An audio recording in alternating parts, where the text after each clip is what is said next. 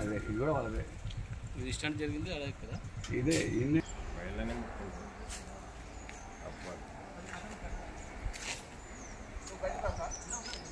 ఇప్పుడు ఏదన్నా అయితే దానికి ఉంటుంది. అదే మీరు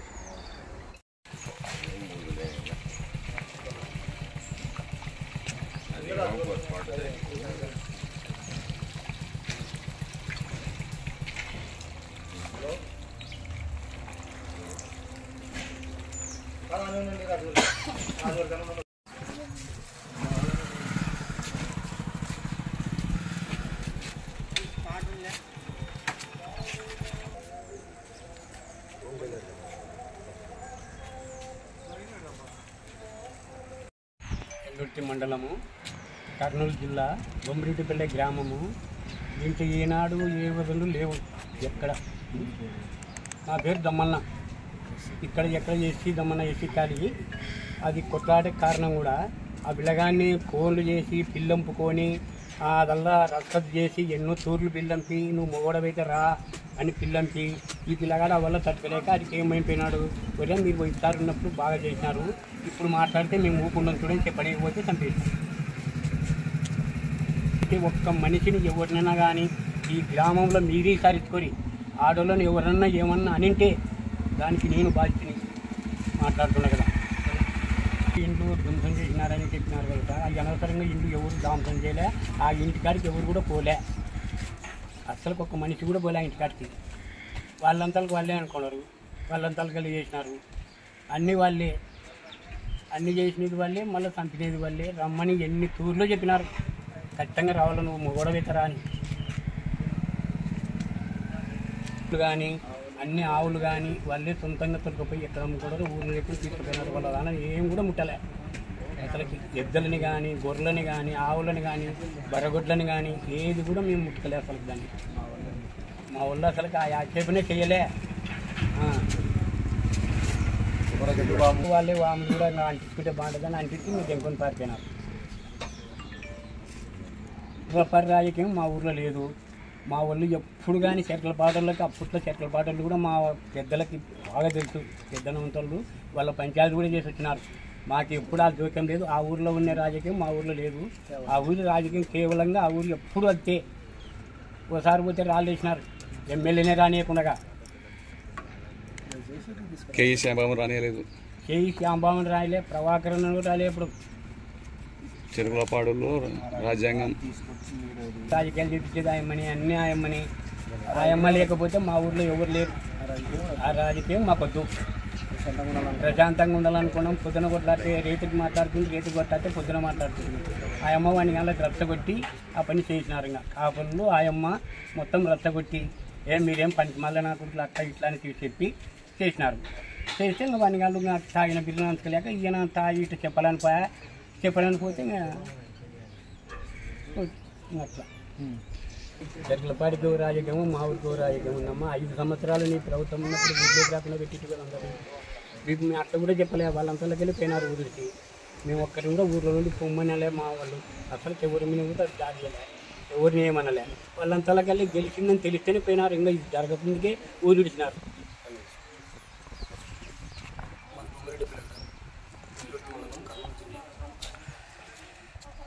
ఈ సంఘటన గురించి నిన్న మాట్లాడిన దాన్ని చూసి చాలా బాగా అనిపించింది. ఆయన సుధాకర్ ఎస్సీసీఎల్ అధ్యక్షుడు, వైఎస్ఆర్ పార్టీ. ఆయన అట్లా మాట్లాడడం చాలా బాధ అనిపించింది నాకు. ఎందుకంటే వాస్తవానికి దగ్గరలో మాట్లాడితే ఓకే. అసలు ఆడ ఇంటి దగ్గరకు వచ్చి చూడకుండా ఇల్లు పోయినాయని, ఇల్లు పడగొట్టారని, ఇప్పుడు కూడా ఇంటి దగ్గర అట్లే ఉన్నాయి. అప్పుడు వదిలిపెట్టిన సామాన్లు ఏవైతే ఉన్నావో అవన్నీ అట్లే ఉన్నాయి. అందరికి కూడా అక్కడ చూస్తే మొత్తం తెలుస్తుంది వాస్తవం అనేది. ఆయన వాస్తవం లేకుండా మాట్లాడి ఏంది అక్కడ పోయి చెప్పి ఆ ఊర్లో మమ్మల్ని ఊళ్ళోకి రానియడం లేదు, చేయడం లేదు అని చెప్తున్నారు. అవి ఎస్పీ దగ్గర కంప్లైంట్ చేయడానికి పోయినారు. అసలు ఇక్కడ వాస్తవంగా ఏం జరిగింది ఊర్లో? అసలు ఇది జరగక ముందుకే ఊరు ఇడిచిపోయారు కొంతమంది.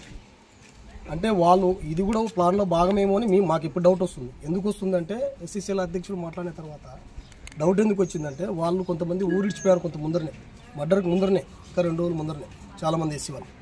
సంబంధం లేని వాళ్ళు పోయినారు. సంబంధం ఉన్న వాళ్ళు పోతే ఓకే, సంబంధం లేని వాళ్ళు కూడా ఊరు ఇడిచిపోయినారు. వాళ్ళు తిరిగి రావడంలే. ఎందుకు రావడానికి భయపడుతున్నారు, ఎందుకు భయపడుతున్నారు అనేది మాకు కూడా ఇప్పుడు డౌట్ ఏంటంటే, సుధాకర్ మాట్లాడిన తర్వాత మేము కూడా దళితులమే, మేము కూడా ఎస్సీలమే, ఇదే కాలనీ ఉన్నాం. మా ఇంటి పక్కన నుంచి 2 లైన్లనే జరిగింది మాట, ఏం దూరం కాదు. ఇప్పుడు ఆయన తీసుకొచ్చి వాళ్ళు ఏ ప్రోత్సాహంతో ఏం ఆశపడి చేసినారో ఏమో మాకైతే తెలియదు. వాళ్ళైతే ఇంతకుముందుకు సంఘటనల్లో మాత్రం ఎప్పుడు అట్లా పోయినోళ్ళు కాదు, చేసినోళ్ళు కూడా కాదు. ఇంకోటి, ఇప్పుడు వాళ్ళ గొర్రెలకి ఎండాకాలం వస్తే ఎవరైతే ఇప్పుడు చనిపోయినాడో వాళ్ళ నీళ్ళతోనే గొర్రెలు ఎండాకాలం మొత్తం వాళ్ళ నీళ్ళే తాపుకున్నారు.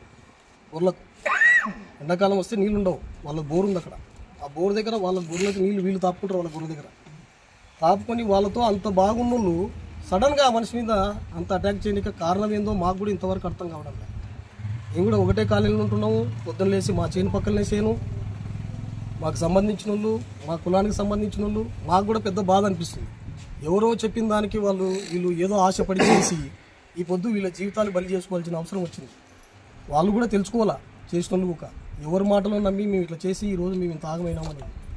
ఏం వాస్తవంగా వాళ్ళేం రాజకీయాల్లో చేసేవాళ్ళు కాదు, రాజకీయాలు చేసేవాళ్ళు వేరే వాళ్ళు. రాజకీయాలు వాళ్ళకెవరికో లాభం చేకూర్చాలని వీళ్ళ జీవితం బలి చేసుకోవాల్సిన అవసరం ఏముంది? సడన్గా వెళ్ళి ఆయన ఫోన్ చేసి పిలిపించి అక్కడ మర్డర్ చేయాల్సినంత అవసరం ఏముంది? వాళ్ళు కూడా ఎప్పుడు ఫ్యాక్షన్ మనుషులు కాదు, అయినా కానీ అట్లా చేయాల్సి వచ్చింది. ఎందుకు? ఎవరు ప్రోత్సాహం చూసుకొని చేశారు? ఇప్పుడు ఇది చేస్తే ఎవరికి లాభం? లాభం చేకూరుస్తాడు. ఇప్పుడు నష్టపోయినది ఎవరు?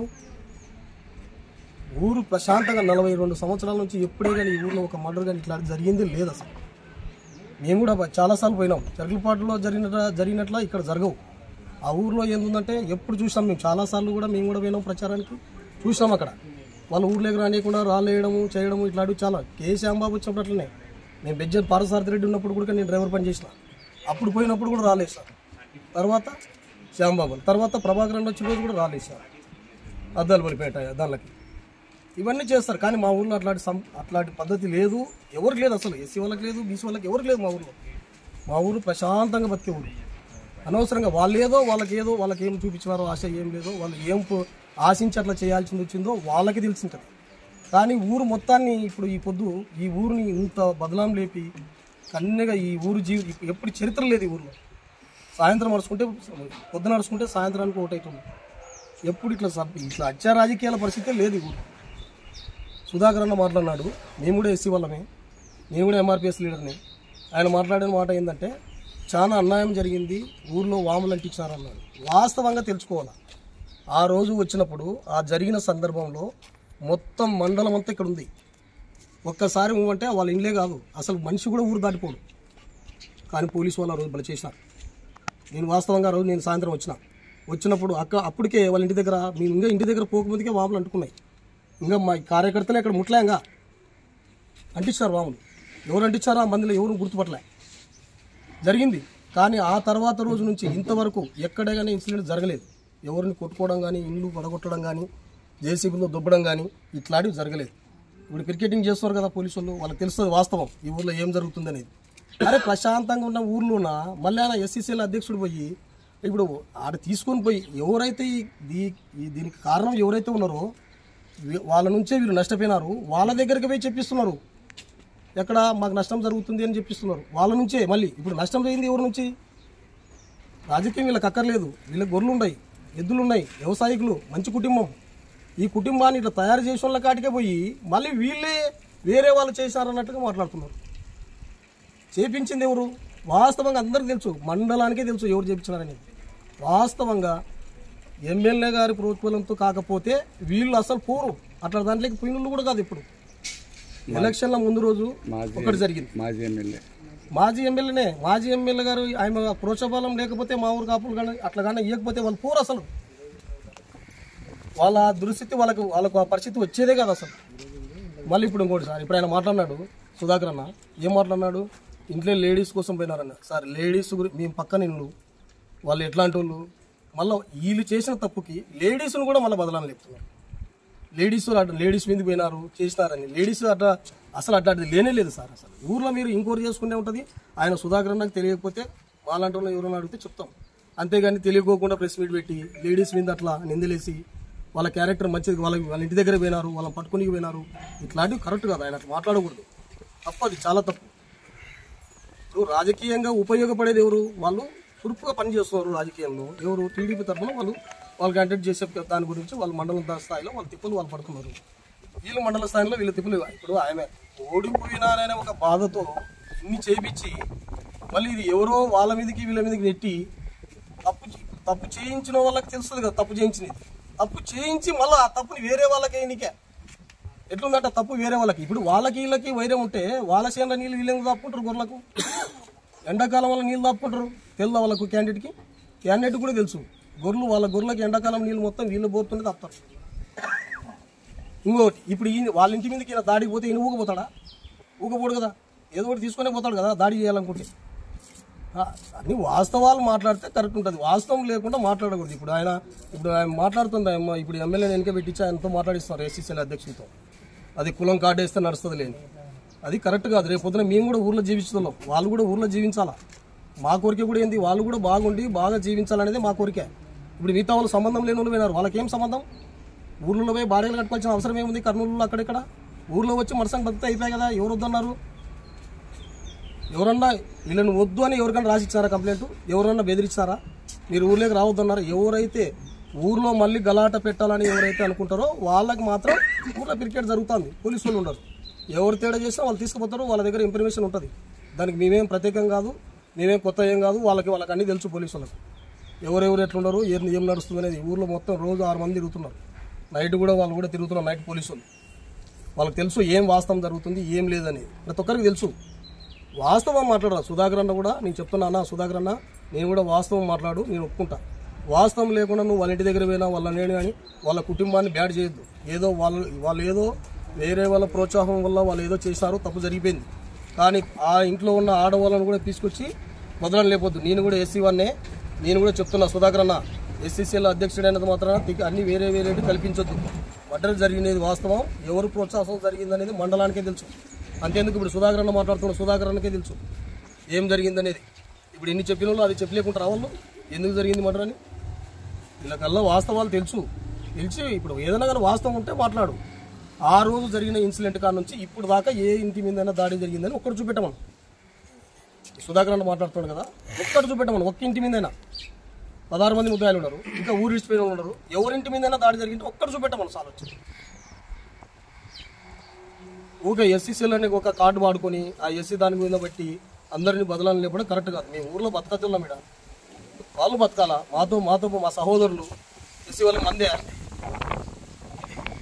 అది కరెక్ట్ ఉండాలా. ఏదైనా మాట్లాడితే వాస్తవం లేకుండా ఇప్పుడు ఆయన ఏదో చెరుకులపాట్లు చేస్తారు రాజకీయం, మా ఊర్లో చేయడానికి వస్తే ఇట్లా వాస్తవంగా మేము చూసినాం ఏం జరిగింది అనేది. ఊర్లోకి ప్రచారం కానీ ఏదో వాళ్ళ ఇన్సిడెంట్ జరిగింది, మరో జరిగింది, ఊర్లోకి రానిలే చేసుకున్నాం. సరే నీ ట్రాఫిక్ మాకు అనుకోవద్దు, మా ఊరు సమస్య మేము చెప్తున్నాము. మా ఊర్లో ఉండేది ఏంది, మేమంతా అన్యోన్యంగా బతుకుతున్నాము, ఎప్పుడు ఇలాంటి గొడవలు లేవు. మేము పొద్దున నడుచుకుంటే సాయంత్రానికి ఒకటి. ఇది మా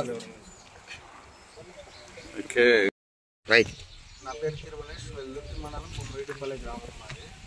మా ఊర్లో నేను ఉన్నప్పటి నుంచి పుట్టినప్పటి నుండి 42 సంవత్సరాలు అవుతుంది, ఇప్పటిదాకా గొడవలు అనేది లేదు. అయితే ఏంటంటే రీసెంట్గా అనుకోకుండా జరిగిందో కావాలని చేసిరో తెలియదు, కానీ ఎస్సీ వాళ్ళకి మాత్రం ఎలాంటి గొడవలు అయితే లేవు. ప్రశాంతంగా ఉండే ఊరిని ప్రశాంతత లేకుండా చేసారు. ఇది ఈ ఊరు వాళ్ళు చేసిన పని లేకపోతే వేరే ఊరు వాళ్ళు చెప్పినారా అనేది తెలియదు, కానీ వాళ్ళకి గొర్రెలు ఉన్నాయి, ఎడ్లు ఉన్నాయి, మంచి వ్యవసాయ కుటుంబము, వాళ్ళ ఆ రకంగా చేయడానికి అవకాశం లేదు. వాళ్ళు ఎవరేం కాదు, మాకు మామగారు అవుతారు. కానీ వాళ్ళు ఎందుకు చేసినారు అనేది ఎవరైతే చేయించినారో వాళ్ళకి తెలుసు, వాళ్ళు అట్లా చేసే వ్యక్తులు కానీ కాదు. అయితే ఏంటంటే సుధాకర్ అన్న ఒక మాట అన్నాడు, 9వ తారీఖు రిజల్ట్ వచ్చినది ఎప్పుడు, 4వ తారీఖు. 9వ తారీఖు మర్డర్ జరిగింది. 4వ తారీఖు రిజల్ట్ వచ్చిన వెంటనే ఇళ్ళ మీదకి పోయి ఇల్లు పడగొట్టినారని చెప్పేసి సుధాకర్ అన్న అంటున్నాడు. ఒకసారి నిజాలు తెలుసుకొని మాట్లాడితే బాగుంటుందని నేను రిక్వెస్ట్ చేస్తున్నా ఆయన సుధాకర్ అన్నకు. ఎందుకనంటే రిజల్ట్ వచ్చినది 4వ తారీఖు, 9వ తారీఖు మర్డర్ జరిగింది. ఈ మర్డర్ ఎందుకు జరిగింది, ఎట్లా జరిగింది అనేది వాళ్ళకి తెలుసు. ఎస్సీ కాలనీలో ఈ బొమ్మిరెడ్డిపల్లె గ్రామంలో ఎస్సీ కాలనీలో గొడవలకి దూరంగా ఉండేటోళ్ళు ఎవరంటే మాదిగోళ్ళే. కానీ వాళ్ళని ఏం పురిగల్పించిర్రో ఏమి ప్రోత్సాహం ఇచ్చిర్రో తెలియదు, వాళ్ళకి ఏం ఆశ చూపించిర్రో తెలియదు. ఈ ఊర్లో మర్డర్ జరిగింది. ఎందుకు జరిగిందంటే చెరకపాటు రాజకీయాలు తీసుకొచ్చి ఈడ రుద్దాలనుకొని ఈడ చేయడం కరెక్ట్ సమంజసం కాదు. సుధాకర్ అన్న మీరు ఒక రాష్ట్ర ఎస్సీ సెల్ఫ్ అధ్యక్షునిగా ఉన్నారు. మీరు కానీ ఒక ఎస్సీ కులం అనుకుంటున్నా నేను. ఏమే సుధాకర్ అన్న, నిజాలు మన ఎస్సీ వాళ్ళకి మీరు న్యాయం చేయాలనుకుంటే నిజాలు తెలుసుకొని ఏమే కమ్మ కాపులకి ఎవరికి తొత్తుగా వర్క్ చేయకోకుండా ఎవరైతే చేయించినారో వాళ్ళకి శిక్ష పడేటట్టు మీరు మాట్లాడితే నేను సంతోషించేటోడిని. వాళ్ళకి విడ్డూరంగా మాట్లాడడం ఇది కరెక్ట్ కాదని నా మనవి. ఇంకొకసారి ఇప్పుడు లైంగిక వేధింపులు అంటున్నారు. మీరు ఒకసారి మీ వాళ్ళని కానీ మీరు కానీ బొమ్మిరెడ్డిపల్లె గ్రామానికి వచ్చి ఆడోళ్ళతోటిగానే మీరు ఇంటర్వ్యూ తీసుకుంటే మంచిదని నేను నా మనవి. ఎందుకనంటే చిన్నప్పటి నుండి తెలుసా ఆ పిల్లగాడు గిరి అనే అతను చిన్నప్పటి నుండి నేను ఆటో తోలుతుంటే నా ఆటోలో స్కూల్కి వచ్చేటోడు.